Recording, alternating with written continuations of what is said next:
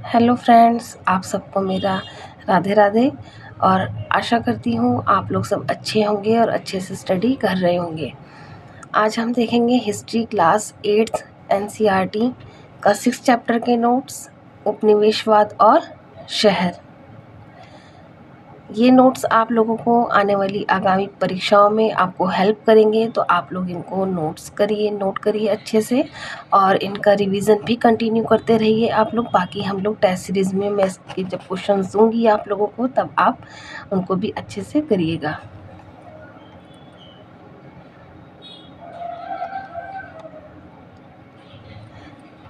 उपनिवेशवाद और शहर। औपनिवेशिक भारत शासन में शहर। 18वीं सदी के आखिर में कलकत्ता, बम्बई और मद्रास का महत्व प्रेसिडेंसी शहरों के रूप में तेज़ी से बढ़ रहा था। वहीं दूसरी तरफ अन्य शहर मछलीपट्टनम, सूरत और श्रीरंगपट्टनम जैसे शहरों का 19वीं सदी में काफ़ी ज़्यादा विशहरीकरण हुआ। 20वीं सदी की शुरुआत में केवल 11% लोग शहरों में रहते थे। ऐतिहासिक शाही शहर दिल्ली 19वीं सदी में एक धूल भरा छोटा सा कस्बा बनकर रह गया, परंतु 1911 में ब्रिटिश भारत की राजधानी बनाने के बाद इसमें दोबारा जान आ गई। अब देखेंगे हम दिल्ली के बारे में। यह शहर 1000 साल से भी ज़्यादा समय तक राजधानी रह चुका, जो अभी भी है, आप लोग जानते हैं। यमुना नदी के बाएं किनारे पर लगभग 60 वर्ग मील के छोटे से क्षेत्रफल में कम से कम 14 राजधानियां अलग अलग समय पर बसाई गईं। सारी राजधानियों में सबसे शानदार शाहजहानाबाद, जिसको 1639 में शाहजहां द्वारा बसाया गया था।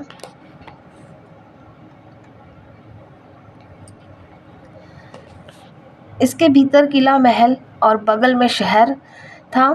लाल पत्थर से बने लाल किले में शहर परिसर बनाया गया, जिसके पश्चिम की ओर 14 दरवाज़ों वाला पुराना शहर था। चांदी चौक के बीचों बीच नहर थी। फैज़ बाज़ार, जामा मस्जिद, उस समय इससे ऊंची पूरे शहर में कोई इमारत नहीं थी। इसके प्रमुख आकर्षण केंद्र थे। शाहजहां के समय दिल्ली सूफी संस्कृति का अहम केंद्र हुआ करती थी। यहाँ कई दरगाह, खानकाह और ईदगाह थीं। मीर तकी ने कहा था, दिल्ली की सड़कें महज सड़कें नहीं हैं, वो तो किसी चित्रकार की एल्बम के पन्ने हैं। यानी कि वो इतनी सुंदर थीं। इन सब के बावजूद अमीर और गरीब के बीच फासला बहुत गहरा था।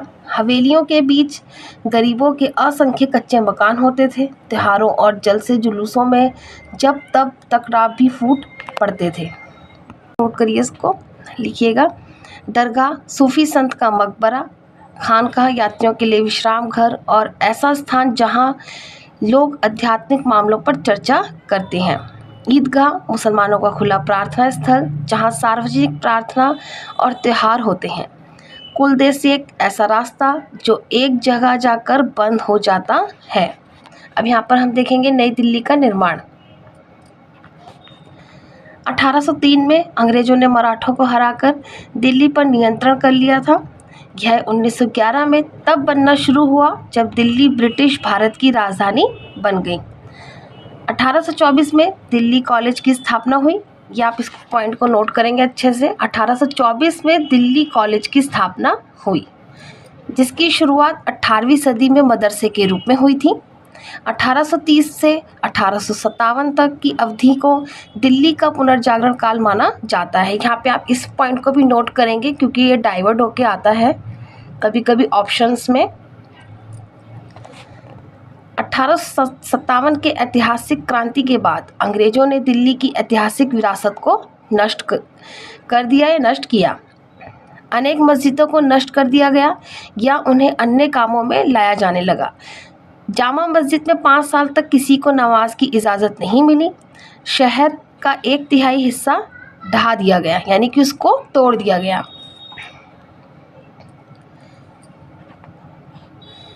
नहरों को पाट कर समतल कर दिया गया। रेलवे की स्थापना करने और शहर को 4 दीवारी के बाहर फैलाने के लिए 1870 के दशक में शाहजहानाबाद की पश्चिमी दीवारों को भी तोड़ दिया गया।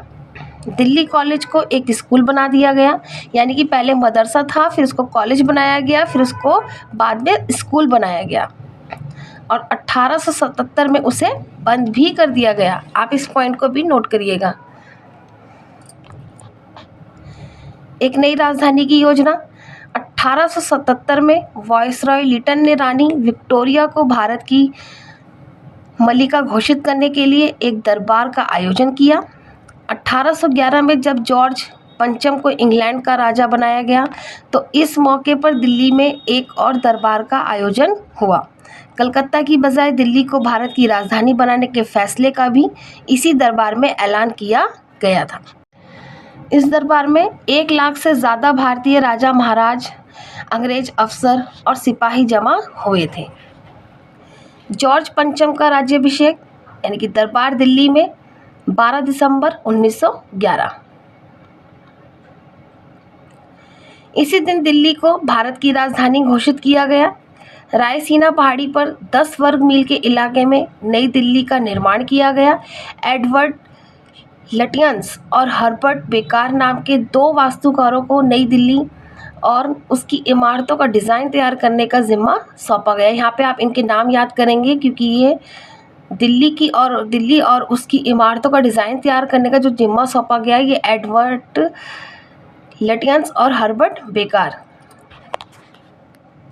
सरकारी परिसर में 2 मील का चौड़ा रास्ता वायसराय के महल यानी कि वर्तमान राष्ट्रपति भवन तक जाने वाला किंग्सवे यानी कि वर्तमान राजपथ, इसको भी आप नोट करेंगे। और उसके दोनों तरफ सचिवालय की इमारतें बनाई गई। तो आप यहाँ पे याद करेंगे वायसराय के महल यानी कि राष्ट्रपति भवन और किंग्सवे यानी कि राजपथ। यहाँ पे नोट करके आप लिखिएगा। 1888 में लाहौर गेट सुधार योजना रॉबर्ट क्लार्क द्वारा पुराने शहर के लिए। और एक नोट और करके लिखेंगे आप लोग, दिल्ली सुधार ट्रस्ट का गठन 1836 में किया गया।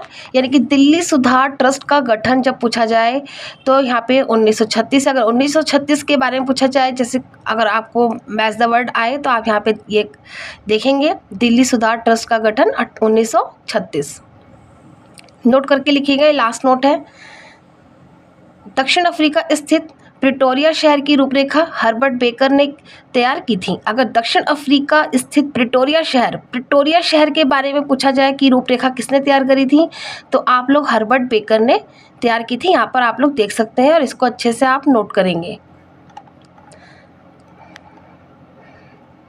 आप लोगों को मेरे नोट्स कैसे लग रहे हैं आप लोग प्लीज़ मुझे कमेंट बॉक्स में बताएं और आप लोग ज़्यादा से ज़्यादा इसको शेयर करें ताकि ज़रूरतमंद बच्चों तक यह पहुंच सके, क्योंकि इतना ज़्यादा इसका चार्ज नहीं है। मैं आप लोगों को पहले भी बता चुकी हूँ। अगर आप कोचिंग में जाते हैं तो आप लोगों को सिर्फ एक सब्जेक्ट की NCERT 6 to 12 करने में ही उनको 7-8 महीने लगा देंगे वो लोग। तो आप लोग देख सकते हैं, आप लोगों को यहाँ पे हिस्ट्री अगर 6 से लेके आपको यहाँ पे हिस्ट्री का नोट्स चाहिए 6 से लेके 12 तक कंप्लीट हिस्ट्री का NCERT नोट्स आपको इतने में मिलेगा। पॉलिटी का 6 से 12 तक का इतने में मिलेगा।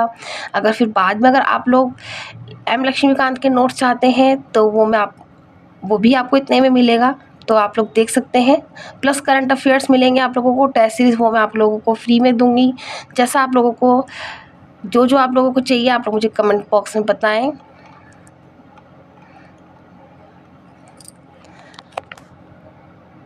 आप लोग इनको तैयारी करते रहिए क्योंकि जनवरी अब ये हाफ चला गया है और एग्ज़ाम आने वाला है, तो आप लोग तैयारी करते रहें।